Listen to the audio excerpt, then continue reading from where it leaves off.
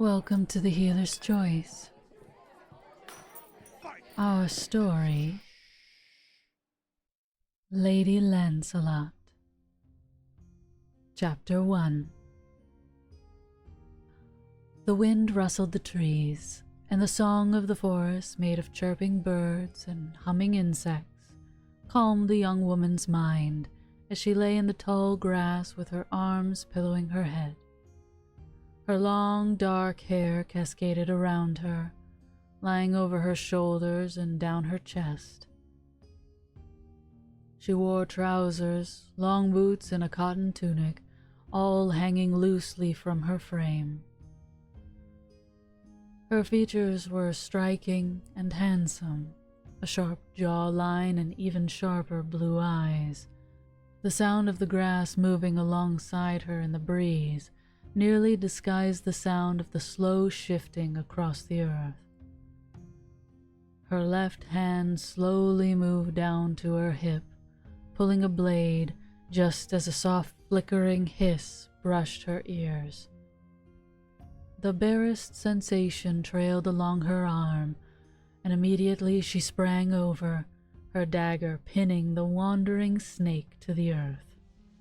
It gave a hateful hiss before going limp and still.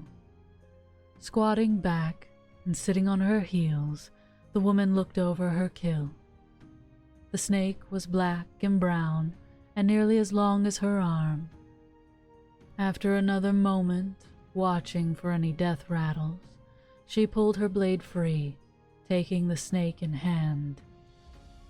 Standing to her full height with the snake's blood dripping into the grassy earth, she began to make her way toward the muddy road.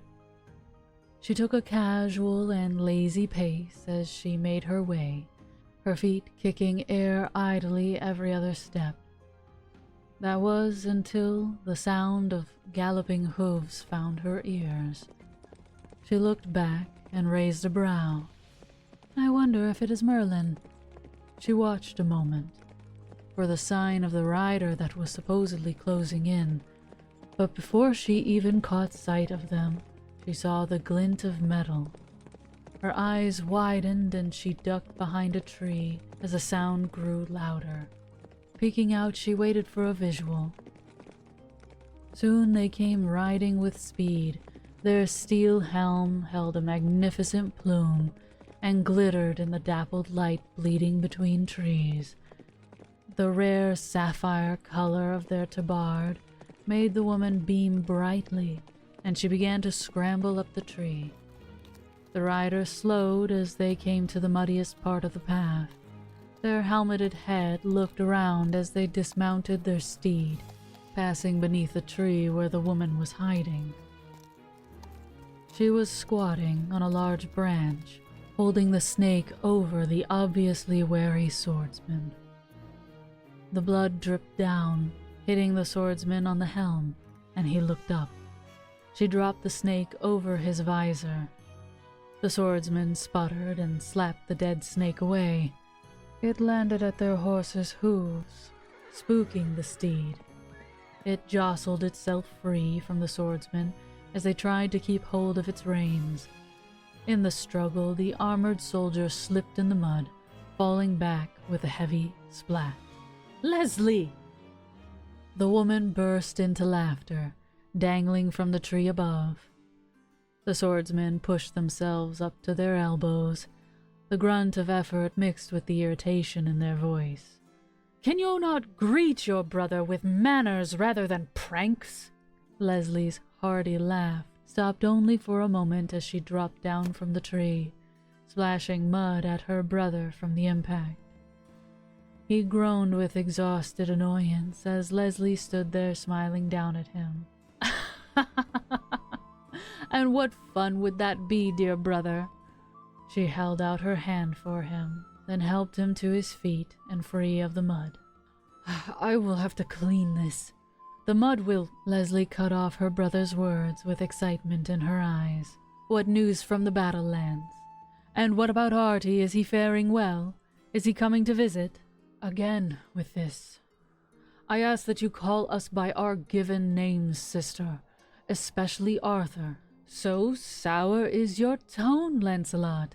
Is the war truly doing so poorly? Quite the opposite, in fact. Lancelot sighed and shook his gauntlets as mud still dripped off him in chunks. Perhaps a change of attire, and I will tell you all about it. Leslie smiled and took her brother's now calmed horse by its reins before plucking up the snake carcass from the path. They both started down the path, a lake quickly coming into view as they passed by the immediate tree line. It was crystalline, a rainbow of color glittering off its surface as the sun streaked down over its calm waves. A cottage, homely and covered in beautiful foliage, sat squarely beyond the shore, a small wooden dock paving a path well beyond the lakeside. There was a woman sitting at the dock, drying off several swords with softened leather, their metal catching the sun's rays and hitting Lancelot's armor to spread a mirror of light. The bobbing of light caught her eye, and she turned to face the approaching pair. She dropped the sword in her hands. Her thin, delicate frame shot up as she got to her feet and began to run over the dock, her long golden red locks trailing behind her like fire as she raced down toward them. Lancelot began to undo the clasps of his helm as the woman came rushing toward him. He managed to remove it just before she slammed into him for an embrace. Lancelot's face buried into the woman's hair for a moment as she gave a cry of excitement. "My boy is home!" She separated from him, revealing his face to be an exact copy of his sister Leslie, though with added stubble. Twins. "My goodness, your face has gotten so thin. Were you eating your meals proper?" Lancelot gave the woman a soft smile. "Mother, I'm quite healthy. There is no reason to worry." She looked past him. "If you insist. But where is Arthur?" "Arthur will be along soon. He was a moment's ride behind me." Vivian shook her head and placed a hand on her son's muddy tabard with a smile. "I see your sister gave her usual greeting." "She ambushed me with a dead snake." She looked at Leslie, who began to sneak away with Lancelot's horse toward the stable. "Be thankful it wasn't another boar. I smelled like pig's blood for a week." Vivian laughed heartily as she led her son toward the cottage. Lancelot sighed. "She has an odd way of showing her affection, but her true intent is to show you her hunting prowess. She should be looking for a suitable husband, not gallivanting in the forest." Both she and Lancelot looked back at Leslie, who was removing the horse's saddle and bit. Vivian took Lancelot by the shoulder. "She looks up to you and Arthur. She trained hard while you boys were away adventuring and warring. Besides, I gallivanted the forest at her age. That's how I met Merlin." She stood back from her son and moved further into the cottage. Lancelot followed his mother, who signaled him over. She began to help him remove his dirty armor as he let out a heavy sigh. "I mean no offense, Mother. I just want Leslie to be happy. She'd be happier with a sword in her hand. You did promise. But that's why I'm home. The Saxons have been defeated." "Defeated?" Lancelot and Vivian looked to see Leslie coming through the door, her face a mix of emotions at the news. Lancelot was free of his armor and bent forward, slipping out of his chainmail before addressing Leslie directly. "Yes, nearly a full month ago." Their mother collected as much armor as she could handle as she started for the rear of the cottage. I'll take these to the back." Leslie stood in the doorway as their mother bustled off with Lancelot's armor. "Nearly a month. Where on earth have you been since the battle was won? Helping the wounded, burying the dead? I also traveled to Camelot with Arthur." Leslie tilted her head at that. The Saxons' defeat was not all that happened while I was away. She looked at her brother, her frustration flickering across her expression in waves. Arthur has taken the throne. Yes. Leslie's face flushed as blood seemed to rush into her head. You never... She let her words die before she let out a breath and shook her head. Well, you're home. Safe. I'm grateful for that much. The sound of rushing hoof falls caught both their attention. Leslie turned for the door to see a man resplendent in armor decorated with gold. They practically leapt from their horse at the lake's edge. Leslie's face brightened with joy, and she ran out the door. Artie! Arthur put his arms out wide as if going in for a hug, but instead scooped Leslie off her feet and swung her around. Leslie laughed, and when she was on her feet, she stood tall in front of the armored man. Gods, you've gotten taller. He pulled his helmet free, a glimmering dimpled smile greeting Leslie as Arthur looked her over. And dare I say more beautiful? He slipped one of his gauntlets free and took hold of Leslie's hand, bowing low to her. Lancelot stepped out of the cottage with a scowl. Arthur, we share the same face. Yes, and your sister wears it better. Lancelot gave a scoff, and Leslie laughed. Her eyes traced the changes in Arthur's face. He had a new scar on his forehead, and there was some wear to his playful emerald eyes. His hair even showed some silver that brightened his already brilliant shade of blonde hair. How are you? It's been so long. Arthur smiled at her and gave a wistful sigh. All is well. I apologize that we never ventured for a visit sooner. Camelot is a hard place to pull away from, even when I was not established its king. Arthur took Leslie by the arm and led her back into the cottage. Did I miss the customary greeting of gore? It was a snake this time. He was quite dramatic about it. Lancelot scoffed at the accusation, but Leslie hugged her brother, showing him that she was only teasing. How long shall you be staying? Mother will likely wish to spoil you since we've yet to have you here for some time. We cannot stay long.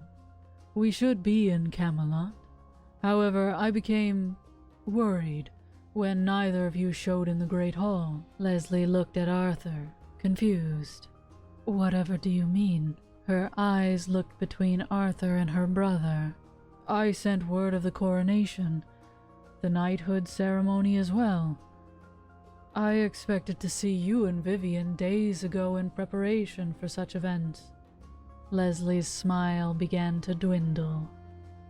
We've had no messengers approach since, well, for nearly as long as you've been gone. Arthur looked troubled by this, but Leslie put an arm out with a strained smile. Hold, Arthur. We are out in the middle of nowhere. If our home was easy to find, we'd have swordsmen flocking to toss their swords into our waters at every opportunity. Arthur heaved out a sigh. Yes, of course. I should have come to deliver them myself. He rolled his shoulders back and gave Leslie a gentle expression. I do hope you plan to attend. After all, it will be nearly as much Lancelot's day as my own. Lancelot looked at Leslie, who held a furrowed brow, her eyes filled with questions. Will Lancelot be receiving a title? Land, or, after my coronation, Lancelot will be named the first knight of Camelot. Leslie went wide-eyed, and then her lips went into a tight line. Vivian then walked back into the kitchen, wiping her hands on her dirtied apron. She smiled at Arthur with fondness, but bit back speaking when she noted the tension on her daughter's face. A knighthood. She looked at her mother with a tight smile. This is Truly a day for rejoice. I wish I had managed something larger than this snake to celebrate. Leslie took up the large snake and pointed to the back of the cottage. I shall skin this, and then we can have dinner and discuss more about it.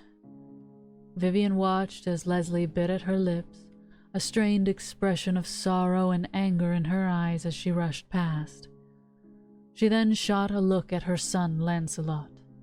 His brow furrowed, and he let out a tight sigh through his nostrils as he went to follow his sister. He found her outside, stripping the skin from the snake, the sound of angry sniffling patterning with the wet sound of flesh peeling back. You seem to be in quite the foul mood. Foul mood? Why? Because my brother is to be knighted? I am elated for you, Lance. I truly am. Then why will you not look at me as you speak? She dropped her work and tossed her knife down. It stuck into the snake, pinning it to the basin she was working in. Because I'm trying not to throttle the very life out of you. Lancelot grimaced as Leslie put her bloody hands to her already dirty trousers. I just never imagined Lancelot of the Lake being a man to break his word. It's not as though I knew the war would end. You had an entire month to visit, to send word to us, but seems you were too busy preventing word from ever arriving that you never thought to placate your sister's waiting dreams. She looked at her brother, her brows furrowed. Did you even tell Arthur that I desired to fight? Lancelot stood there, looking at Leslie, but he flinched at her question. You snake! She swung at him, and he dodged the blow by stepping back. It was war. It was not the sword-wielding games we played as children. She threw another punch as a feint, and when Lancelot dodged, she tripped him. His head hit the ground, but he got to his feet quickly, a scowl on his face.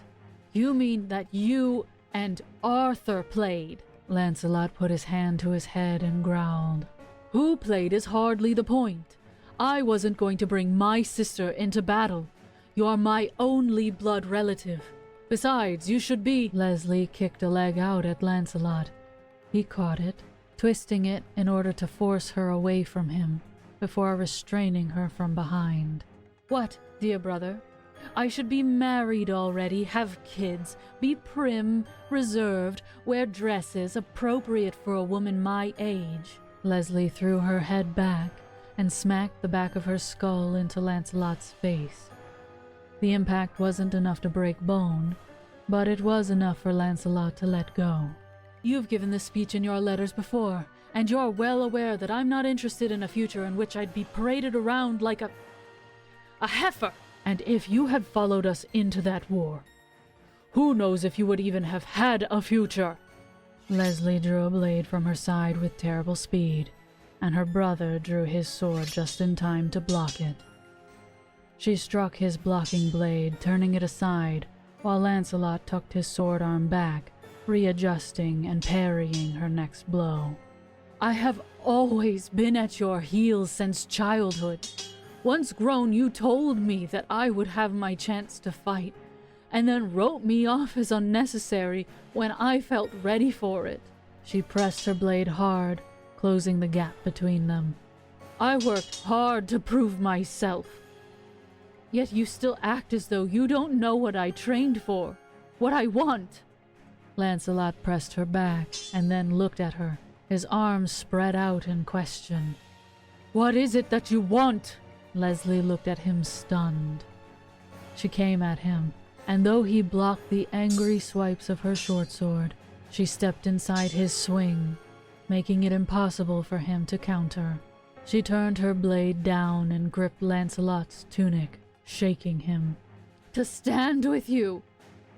To be your equal! She released his tunic just as Vivian came rushing outside. Put your blades down this instant! Both of you! Leslie gripped her blade and then tossed it aside as Lancelot let his sword fall to the earth. Vivian stepped up to them both, picking up the bloody snake by the knife stuck in it. She looked pointedly at both her children. Now get inside. We'll discuss this later.